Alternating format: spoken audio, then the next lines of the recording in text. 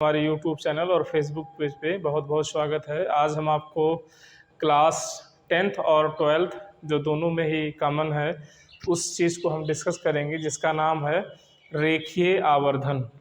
रेखीय आवर्धन होता क्या है, चलिए पहले इसको हम डिस्कस कर लेते हैं। तो ऐसे इसका डेफिनेशन होता है कि प्रतिबिंब की ऊंचाई तथा वस्तु की ऊंचाई के अनुपात को रेखीय आवर्धन कहते हैं। ये रेखीय आवर्धन होता क्या है, चलिए कुछ इसके डेरिवेशन भी होते हैं। जिसे हम आपको बताया कि प्रतिबिंब की ऊंचाई मान लेते हैं HI है और वस्तु की ऊंचाई के अनुपात को रेखीय आवर्धन कहते हैं। तो इसके बराबर एक सूत्र होता है HI/HO बराबर -V/U। इस चीज़ को चलिए डेरिवेशन करके आपको बताते हैं कैसे होगा ये।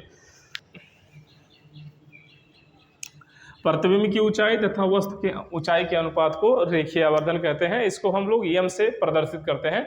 EM बराबर में HI/HO, उसके बराबर में होता है HI/HO के बराबर -V/U। चलिए इसको हम अवतल दर्पण बना करके आपको बताते हैं किस प्रकार से ये होता है। और इस अवतल दर्पण में मतलब आप उत्तल भी ले सकते हैं, अवतल भी ले सकते हैं, कोई बात नहीं। तो हम यहाँ पे अवतल दर्पण ले लिए हैं। अवतल दर्पण है ये, और इस दर्पण का नाम भी दे रहे हैं M1 और M2। और यहाँ पे एक हम ऑब्जेक्ट रख रहे हैं O'। यहाँ O' एक प्रकाश की किरण हम मुख्य अक्ष के समांतर आपतित किए हैं, तो ये फोकस से होके चला जाएगा। और दूसरा हम इसके पोल पे आपतित करवा रहे हैं, तो जब इसके ये पोल पे जाएगा तो जितने एंगल से आता है उतने एंगल से वो क्या हो जाएगा, रिफ्लेक्ट हो जाएगा। तो यहाँ पे इसका प्रतिबिंब बना है। जो परावर्तित किरणें होती हैं, देखिए ये भी परावर्तित किरणें हैं और ये भी परावर्तित किरणें हैं। दो परावर्तित किरणें एक दूसरे को जहाँ प्रतिच्छेद करेंगी वहीं पे उस वस्तु का प्रतिबिंब बनेगा। तो एक तो वस्तु ये था, दूसरा प्रतिबिंब इसका यहाँ बन रहा है, ठीक है। तो जहाँ वस्तु रखा होता है उसको हम लोग U से डिनोट करते हैं। ये वाला डिस्टेंस हमारा U हो गया, ये वाला डिस्टेंस U हो गया हमारा।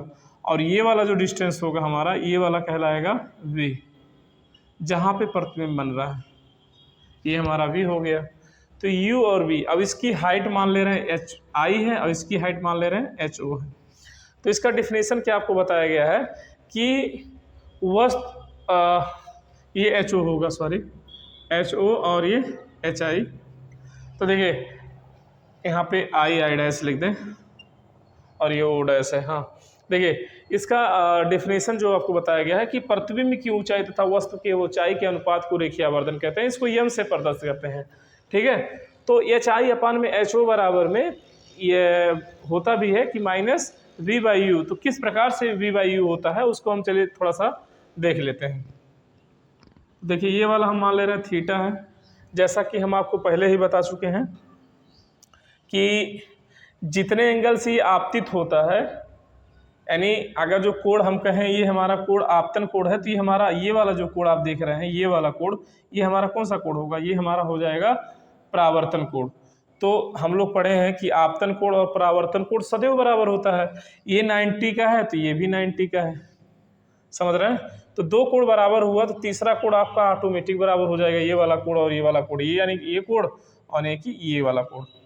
त्रिभुज की हम बात कर रहे हैं O'P और II', यानी O'P और II' एक समरूप त्रिभुज होगा। O'P तथा II' एक समरूप त्रिभुज है। अगर ये समरूप त्रिभुज है तो क्या होगा, हम इसके OO' अपान में II' बराबर में लिख सकते हैं OP अपान में PI। इसको लिख सकते हो, OP हमारा ये है, PI हमारा ये है, इसको हम बराबर कर सकते हैं। इसको हम अगर जो पलट के लिखें तो हमारा PI ऊपर हो जाएगा और OP ये भी हो जाएगा, ठीक है। अब ये हमारा क्या है, मुख्य अक्ष के ऊपर दूरी माप रहे हैं, तो हम यहाँ पे अब देखो O' और II', तो ये मुख्य अक्ष के नीचे जा रहा है तो -HI, और ये क्या है हमारा O', HO हो जाएगा, तो ये मुख्य अक्ष के ऊपर जा रहे हैं तो प्लस पी आई हमारा देखो ये वाला पी आई है, तो पी आई हमारा कितना हो जाएगा v, क्यों? क्योंकि प्रकाश के विपरीत दिशा में आ रहे हैं। ओपी हमारा ये है, तो ओपी हमारा ये है, तो कितना हो जाएगा, ये भी माइनस हो जाएगा, तो माइनस माइनस प्लस, और यहाँ से हो जाएगा, चूंकि इसको लिख सकते हैं ये वाला माइनस चाहे तो इधर ट्रांसफर कर सकते हैं, तो ये हमारा हो जाएगा एच आई अपान में एच ओ बराबर में, तो देखो यहाँ पे बचा क्या, माइनस, ये वाला माइनस चाहे तो हम उधर ट्रांसफर कर सकते हैं, तो ये माइनस हो जाएगा v बाई यू। तो इसको हम लिख सकते हैं क्या, इसको हम लिख सकते हैं एम बराबर में माइनस में v बाई यू, क्योंकि रेखीय आवर्धन इसी के बराबर होता है। देखिए बड़ा ही आसान डेरिवेशन है जो कक्षा 10 और 12 के लिए कॉमन है, जो बहुत ही आसान है। दो समरूप त्रिभुज दिखाना है इस तरह से, जैसा कि ये वाला कोण बराबर हो गया एक दूसरे, क्यों बराबर हो, क्योंकि ये कह सकते हैं आपतन कोण और ये हमारा परावर्तन कोण है जो सदैव बराबर होता है। पोल पे जितने एंगल से वो आता है उतने एंगल से चला जाता है, और ये हमारा अभिलंब का काम करता है। और यहाँ पे 90 बनना था तो यहाँ भी 90 बनना था। दो कोण आपस में किसी त्रिभुज के हो गए, तीसरा कोण ऑटोमेटिक बराबर हो जाता है, और तीनों कोण बराबर हो गए तो वो समरूप त्रिभुज है। अब समरूप त्रिभुज का गुण होता है कि दोनों का आधार, दोनों का लंब और दोनों का आधार का रेशियो बराबर होता है। वही चीज़ बराबर करने के बाद एच आई अपान में एच ओ लाया गया, वहाँ से चिन्ह परिपाटी के नियम के हिसाब से कि ऊपर जाएंगे तो धनात्मक और नीचे आएंगे तो ऋणात्मक, इधर सारी दूरियां निगेटिव रखा गया, आपका आ गया m बराबर minus v by you. I hope कि आपको समझ में आ गया होगा। बहुत ही इंपॉर्टेंट टॉपिक है, अगर जो कहीं प्रॉब्लम है तो कमेंट के माध्यम से आप पूछ भी सकते हैं। यदि आप हमारे चैनल पर नए हैं तो चैनल को सब्सक्राइब कर लें, और यदि हमारे फेसबुक पेज पे हमको देख रहे हैं तो वहाँ पे हमको फॉलो कर लें, और वीडियो को कृपया करके आप लोग शेयर भी करा करें ताकि कुछ अधिक बच्चों तक हमारा वीडियो पहुँच पाए। धन्यवाद।